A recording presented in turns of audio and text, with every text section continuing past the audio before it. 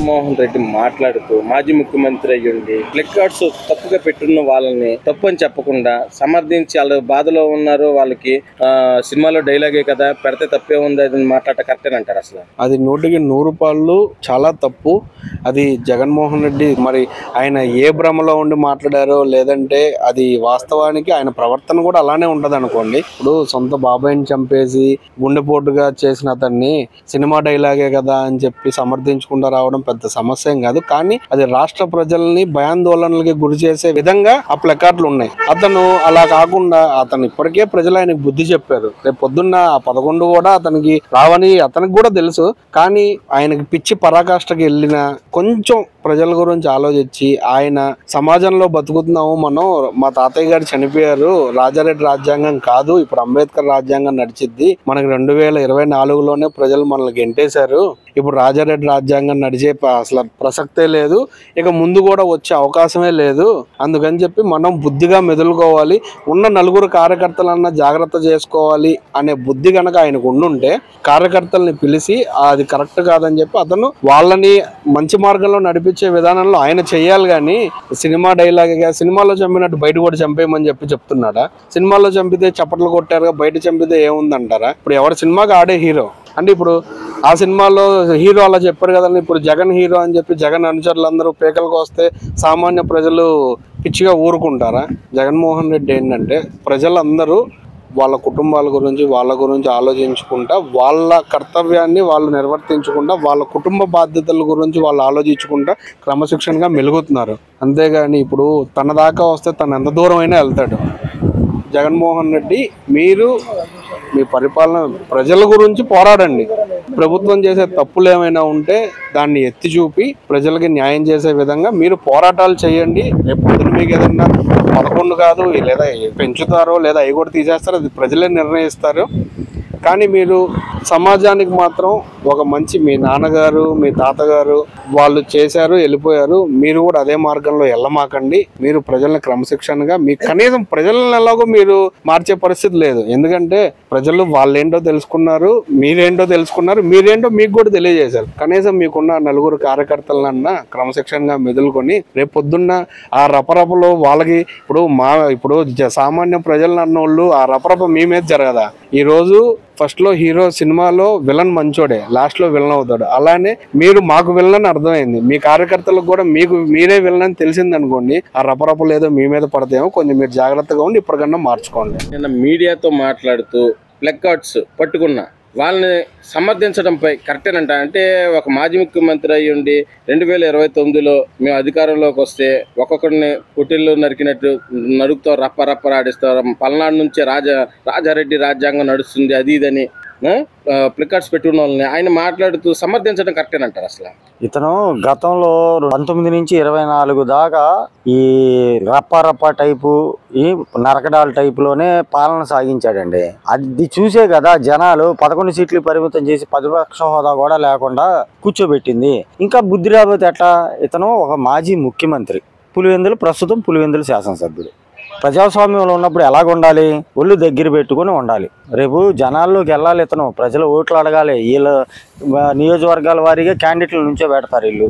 వాళ్ళు నియోజకవర్గాలకు వెళ్ళి ఏం చెబుతారు? మా నాయకుడు రప్ప మేము పొట్టెల్లా నరుగుతాం, ఎగరేస్తాంతాం, కుదేస్తాంతాం అని చెబితే ఒంగోబెట్టి తన్ని నియోజకవర్గం లోన కూర్చోబెడతారు జనాలు. ఆ మాత్రం కామన్ సెన్స్ ఇంగిత జ్ఞానం కూడా లేకుండా ఒక ప్రతిపక్ష నాయకుడే ఇతను. ప్రతిపక్ష నాయకుడు హోదా లేకపోయినా ప్రతిపక్షం అదే కాబట్టి 11 మంది ఉన్నా ఒకడున్నా వాళ్ళకి లీడర్ అతనే కాబట్టి ప్రతిపక్ష నాయకుడు ప్లస్ మాజీ ముఖ్యమంత్రి.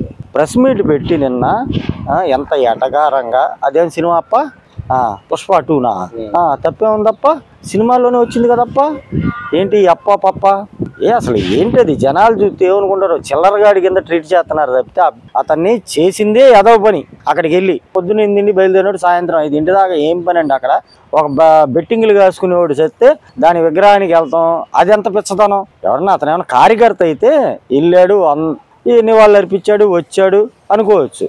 అతను బెట్టింగ్లు కాసుకొని బెట్టింగ్లు ఓడిపోయి డబ్బులు ఇవ్వలేక పురుగుల మందు తాగి సస్తే ఆడి విగ్రహాన్ని ఓపెనింగ్కి వెళ్ళి వచ్చేదారిలో ఇద్దరిని చంపేశాడు.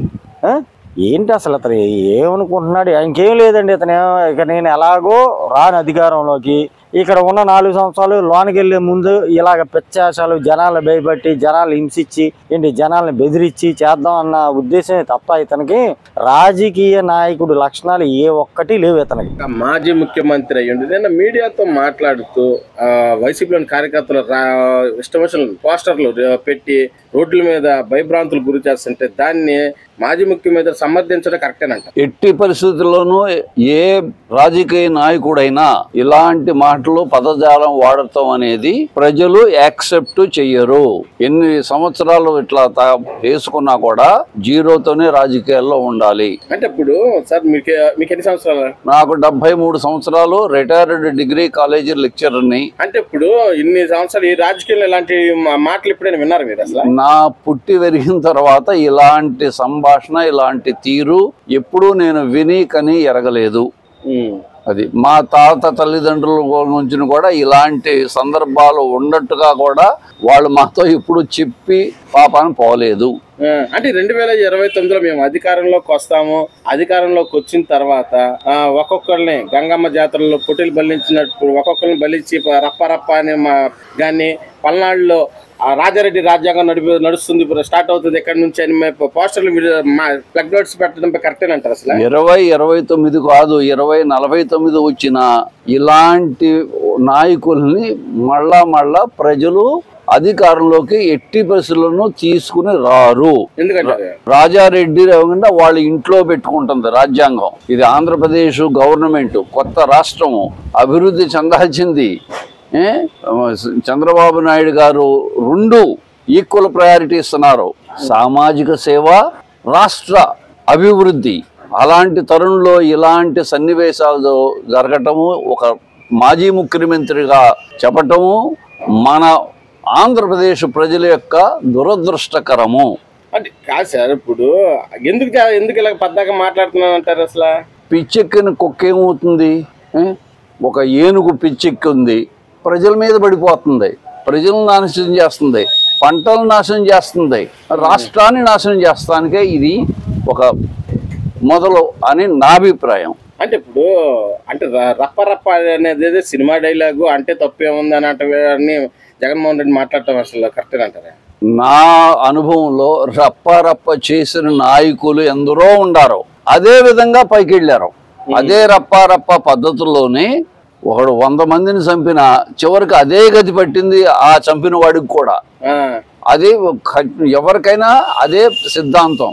గతంలో జగన్ గవర్నమెంట్ లో ఇది అంటున్నారు, ఏదో జగన్ గవర్నమెంట్ లో ఏదో జరిగింది గతంలో అని అంటున్నారు. అవును కదా, విశాఖపట్నం హాస్పిటల్లో డాక్టర్ గారు ఒక చిన్న విషయానికి ఏది కరోనా టైంలో సరి అయిన ఎక్విప్మెంట్స్ ఇవ్వలేదు, ప్రజలకు అందుబాటులో ఇవ్వలేకపోయామని బాధతో చెప్పినందుకు నడి రోడ్డు మీద అందుట్లో ఎస్సీ ఎస్టీ చదువుకున్న డాక్టర్ గారిని, విజ్ఞత గల వారిని నడి రోడ్డు మీద తీసుకొచ్చి చంపటం అంతకన్నా దారుణం ఎక్కడా కూడా మనం చూడలేదు, వినలేదు. అలాగే ఎమ్మెల్సీ దగ్గర పనిచేసే డ్రైవర్ని చంపేసి డోర్ డెలివరీ ఇవ్వటము, ఇది దారుణం. జగన్మోహన్ రెడ్డి ఏదో ప్రజలకి గురించి ఏదో మాట్లాడతాడు, ఏ చెప్తాడు అనుకుంటే జగన్మోహన్ రెడ్డి నిన్న మా ప్లగ్ కార్డ్స్ పట్టుకున్న తప్పు అని చెప్పాల్సింది పోయి ఆయన ఏ సినిమాలో డైలాగు తప్పేముంది? మీకు వింతగా అనిపించుండొచ్చేమో కానీ మాకు అలవాటు అయిపోయింది. ఎందుకంటే జగన్ గారికి ఎప్పుడైతే 11 ఇచ్చారో చిప్పు పోయింది. చిప్పు పోయి ఏమవుతుందంటే రాప్తాడు వెళ్ళారు, చూసారా? రాప్తాడు వెళ్ళినప్పుడు హెలిప్యాడ్ మొత్తం హెలిప్యాడ్ మీదకి వెళ్ళారు కార్యకర్తలందరినీ కూడా ఒక సైకోలాగా ఆదేశిస్తున్నాడు. ఇప్పుడు మొన్న అక్కడ పొదిలెళ్ళి మహిళలు శాంతియుతంగా నిరసన చేస్తుంటే వాళ్ళ మీదకి రాళ్ళు చెప్పులన్నీ చూశారు మీరు. మొన్న ఇది తెనాలి వెళ్ళాడు. తెనాలి దేనికి వెళ్ళాడండి? ఆయన గంజాయి తాగి రౌడీ షీటర్లను పరామర్శిస్తారండి ఎవరన్నా ఈ ప్రజాస్వామ్యంలో? ఎంత వింతగా ఉంది. ఇవన్నీ కూడా వరుసగా ఈ మధ్యకాలంలో వదంతాలని గమనిస్తే జగన్ అనేవాడు సైకో అనేది వాస్తవం. ఎందుకంటే ఏ ఒక్కరిని దేన్ని పరామర్శించడానికి దేనికి వెళ్తారండి? మామూలుగా ఏదన్నా అన్యాయం జరిగితే పరామర్శిస్తారు. ఒక రౌడీ షీటరు గంజాయి తాగే వాళ్ళని పరామర్శిస్తారండి ఎవరన్నా? అసలు మీది ఈ మధ్యకాలంలో 11 ప్రతిపక్షం వచ్చిన దగ్గర నుంచి అన్ని వింతగానే మాట్లాడుతున్నాడు.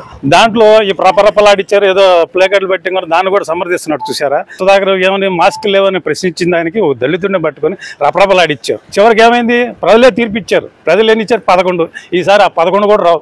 గ్యారెంటీ రాసి పెట్టుకుని ఆ 11 కూడా రావు. ఈసారి ప్రజలు పులివెందుల్లో కూడా ఓడిపోతున్నారు రేపు ఈసారి.